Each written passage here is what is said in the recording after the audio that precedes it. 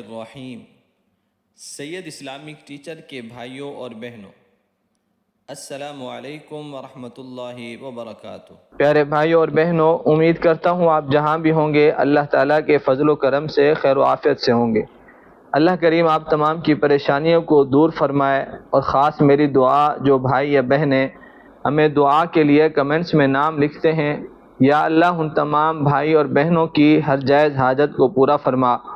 جو بیمار ہیں ان میں سے ان کو صحت کاملہ عاجل عطا فرما، جو بے اولاد ہیں ان کو نیک صالح اولاد عطا فرما، جو رشتوں کے اعتبار سے پریشان ہیں ان سب کو نیک رشتے عطا فرما، آمین۔ پیارے بھائیوں اور بہنوں، آج جمعرات کے دن کا ایک بہت ہی خاص اللہ تعالیٰ کے ناموں میں سے اللہ الصمد کا وظیفہ لے کر حاضر ہوا ہوں۔ اللہ الصمد کا معنی ہے اللہ بے نیاز ہے۔ سب سے پہلے میں آپ کو یہ کہنا چاہتا ہوں کہ جو انسان درخت کے اوپر ہو اور ایک ٹہنی پر بیٹھا ہوا ہو اور اسی ٹہنی کو وہ کاٹ رہا ہو، تو دیکھنے والے بھی کہیں گے کہ دیکھو یہ کتنا بے وقوف ہے کہ جس شاخ پر بیٹھا ہوا ہے اسی شاخ کو کاٹ رہا ہے۔ اور اگر کوئی انسان بھی اسے کچھ نہ کہے تو پھر کیا ہوگا کہ یہ کاٹتے کاٹتے خود ہی گر پڑے گا۔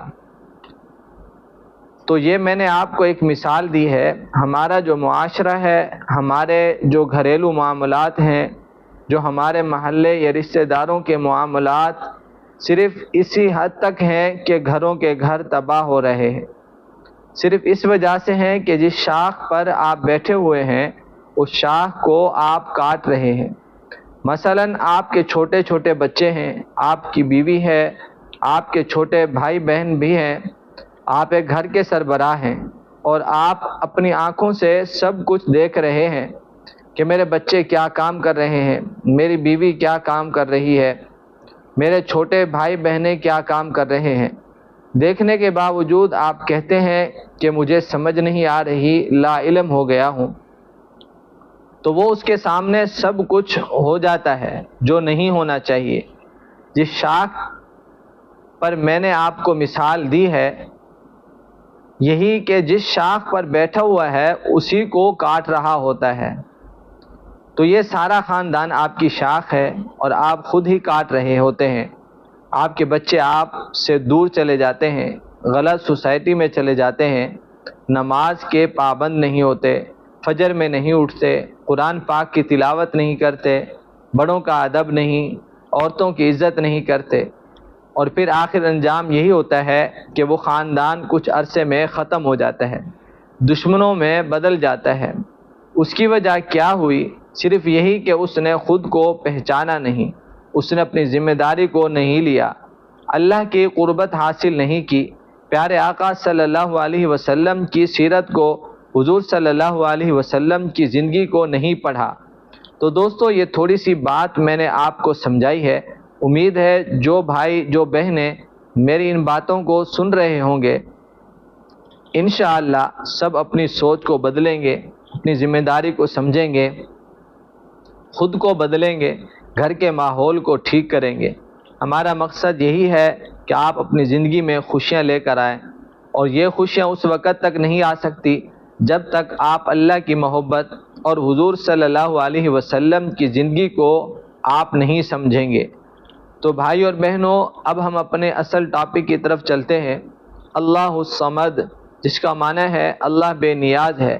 جو بندہ اس اسم کو پڑھتا ہے اس کے گھر میں رزق کی فراوانی ہوتی ہے۔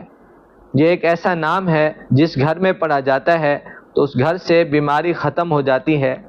یہ ایک ایسا نام ہے کہ جس گھر میں یہ پڑھا جاتا ہے اس گھر سے پریشانی ختم ہو جاتی ہے، اس گھر کے اندر محبت عزت آ جاتی ہے، اس گھر کے اندر اللہ کا نور آ جاتا ہے اور اللہ کی رحمت آ جاتی ہے، اور اس گھر کے اندر آپ کے بچے پڑھے لکھے ہوں گے۔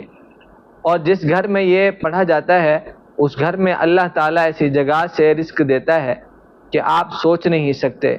پیارے بھائی اور بہنوں، یہ جس گھر میں پڑھا جاتا ہے اس گھر میں اگر کوئی بچہ پڑھا لکھا ہے تو اسے اس کے لیول کی جاب مل جاتی ہے۔ جس گھر کے اندر یہ وظیفہ پڑھا جاتا ہے اور اس گھر میں بچی کی شادی کا مسئلہ ہے تو نیک لڑکا مل جاتا ہے۔ جس گھر کے اندر یہ پڑھا جاتا ہے اور اس گھر میں لڑکے کی شادی نہیں ہو رہی، کوئی اچھی لڑکی نہیں مل رہی، تو انشاءاللہ نیک بیوی ملے گی اس وظیفے کی برکت سے، اس اسم کی، اس نام کی برکت سے۔ تو دوستو یہ ہیں فائدے اللہ الصمد کے۔ اب یہ وظیفہ کیسے کریں گے؟ آپ نے جمعرات کو عشاء کی نماز کے بعد باوضو قبلہ رخ ہو کر، عورتیں گھر میں کریں، مرد حضرات مسجد میں کریں بہتر ہے، یا کوئی ایسی جگہ کہ آپ سے کوئی بات نہ کرے وظیفے کے دوران۔ آپ نے اول آخر 3 بار درود ابراہیمی نماز والا پڑھ لینا ہے، اور پھر دایاں ہاتھ اپنے سر پر رکھ کر ایک تسبیح اللہ الصمد کی پڑھنی ہے، اور پھر اس کے بعد آپ نے اپنے ہاتھوں کو اللہ کے سامنے اٹھانا ہے، اور جو بھی مسئلہ ہو، جو پریشانی ہو، جو مشکلات ہوں، دعا میں اللہ کو سنانی ہے۔ انشاءاللہ اللہ آپ کو پیارے حبیب صلی اللہ علیہ وسلم کے صدقے ایسے نوازیں گے کہ آپ تصور بھی نہیں کر سکتے۔ اللہ ہم سب کو عمل کرنے کی توفیق عطا فرمائے، آمین۔ اللہ ہم سب کا حامی و ناصر ہو۔ السلام علیکم ورحمۃ اللہ وبرکاتہ۔